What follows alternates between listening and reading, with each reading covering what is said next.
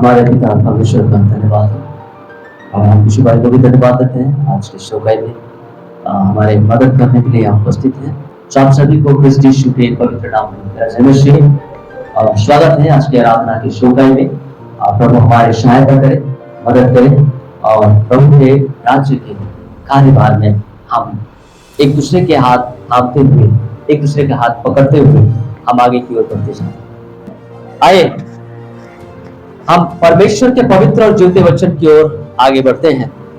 पिछले सप्ताह हम लोगों ने देखा था कि अपने अगुओं का आदर करो, है ना।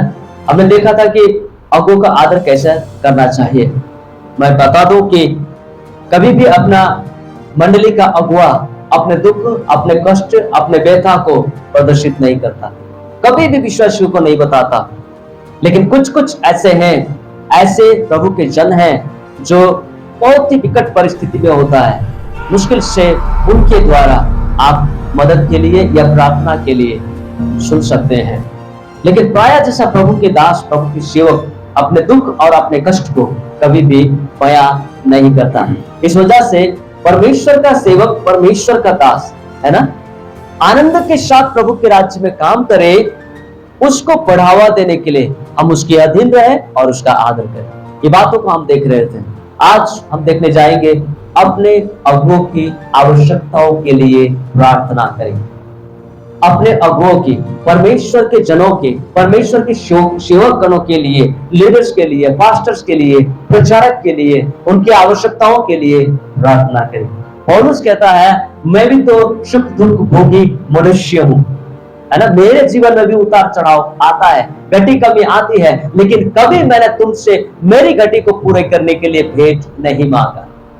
लेकिन हाँ, तुमने कई बार मेरी मदद की और वो मदद परमेश्वर के सम्मुख क्या हुआ, सुगंधित द्रव्य के समान स्वीकार योग्य, ग्रहण योग्य हुआ, सुगंधित बलिदान होकर परमेश्वर के लिए समर्पित हुआ।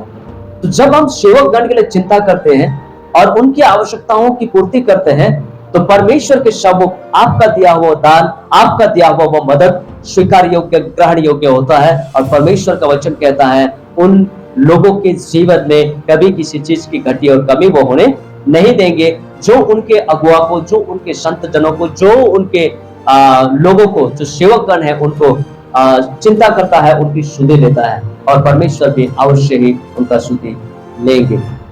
आज हम परमेश्वर के वचन से देखेंगे अपने अगुओं की आवश्यकताओं के लिए प्रार्थना करना।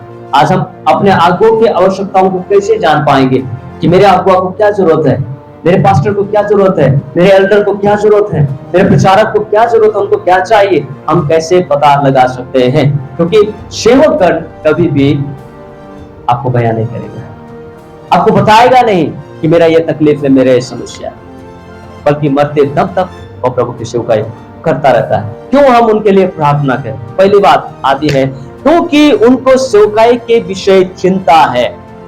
आप जानते हैं, जलों की रास्ता जाते समय लगभग 8-9 किलोमीटर है ना, जंगल का रास्ता है, लगभग 8-9 किलोमीटर जंगल का रास्ता है और वहां हमेशा जानवर निकलता है, खतरा बना रहता है। और हर बार हम देखते हैं, हर महीना में कोई ना कोई इवेंट वहां होता है। आप YouTube में देखते होंगे, टिकटॉक में देखते होंगे या मीडिया के किसी भी चैनल में आप देखते होंगे, है ना। हाथी ने कुचल दिया, जानवर ने मार दिया, भैंसी, जंगली भैंसी आकर के ऐसा कर दिया, ये सब दुर्घटनाएं होती रहती है, वहां पर हमेशा होता है। और उस जंगल के रास्ता से हम सेवकाई के लिए अब प्रभु के लिए जाते हैं। कितना खतरनाक रास्ता है। ऐसा नहीं है कि वहां इंसान नहीं चलता है, चलता है, लेकिन बहुत जोखिम भरा रास्ता। पर हम इस भरोसे से जाते हैं क्योंकि प्रभु हमारे साथ है, उसका स्वर्गदूत हमारी रक्षा करता है ना। इसी भरोसा से हम जाते हैं और परमेश्वर सच में उनकी रक्षा करता है, जो उनके कार्य के लिए अपने कदम को आगे की ओर बढ़ाता है। क्योंकि प्रभु के जनों को, यानी कि सेवक गणों को सेवकाई के विषय में चिंता है। वह हर एक विश्वासी के विषय में चिंता करता है। यदि एक विश्वासी संगति में नहीं आया तो फोन कॉल करके पूछते हैं कि आप आज नहीं आए या अमुक दिन संगति में नहीं आए, क्या कोई परेशानी है, क्या कोई समस्या है, या कोई तकलीफ है, आप बताइए।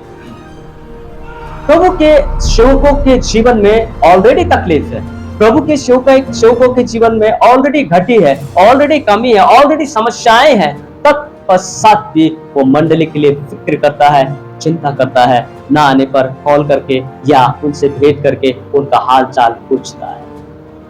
वो है प्रभु का सेवक, और इसी वजह से प्रभु के सेवक गणों के लिए प्रार्थना करना अति आवश्यक होता है।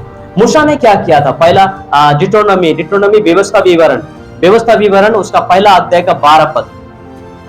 अब जानते हैं मूसा एक ऐसा लीडर था जो 6 लाख से भी ज्यादा यहूदियों को लीड करते हुए कहां ले जा रहे थे?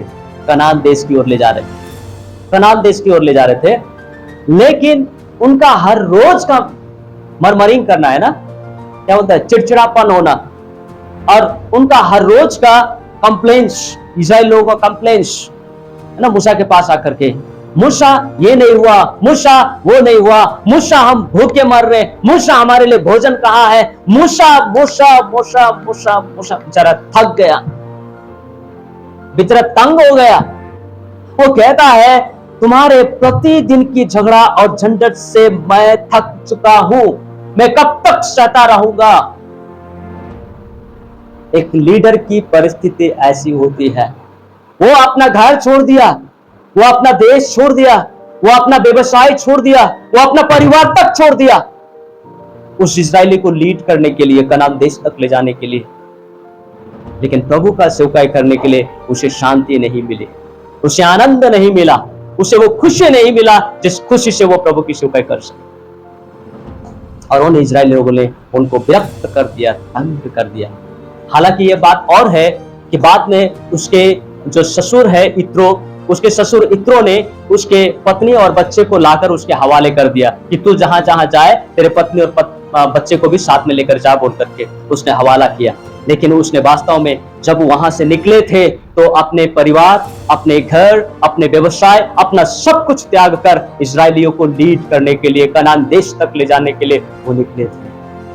आज आपको और हमको उस कनान देश तक ले जाने के लिए प्रभु के दास अपने घर, अपने बार, अपना व्यवसाय, अपना सब कुछ त्याग कर आपके पीछे लगे हुए, हमारे पीछे लगे हुए कि हम उस आत्मिक कनान तक पहुंचे जो स्वर्ग कहलाता है, जहां प्रभु यीशु मसीह ने हमारे लिए जगह तैयार की है कि जहां वो है हम भी वहां रह सकें। आमीन।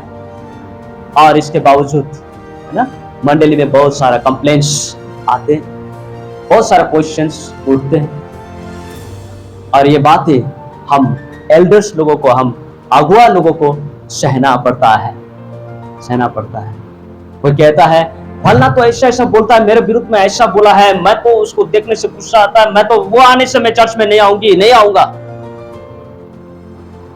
आप किसको समझाए भाई?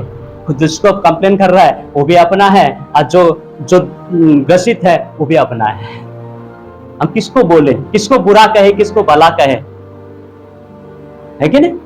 इस प्रकार के धर्म संकट में फंसते हुए, जूझते हुए, समस्या का सामना करते हुए, परीक्षाओं को सामना करते हुए, जटिल समस्या से गुजरते हुए परमेश्वर का दास, परमेश्वर का सेवक, परमेश्वर का अगुवागण अपने जीवन को मेंटेन करते हैं।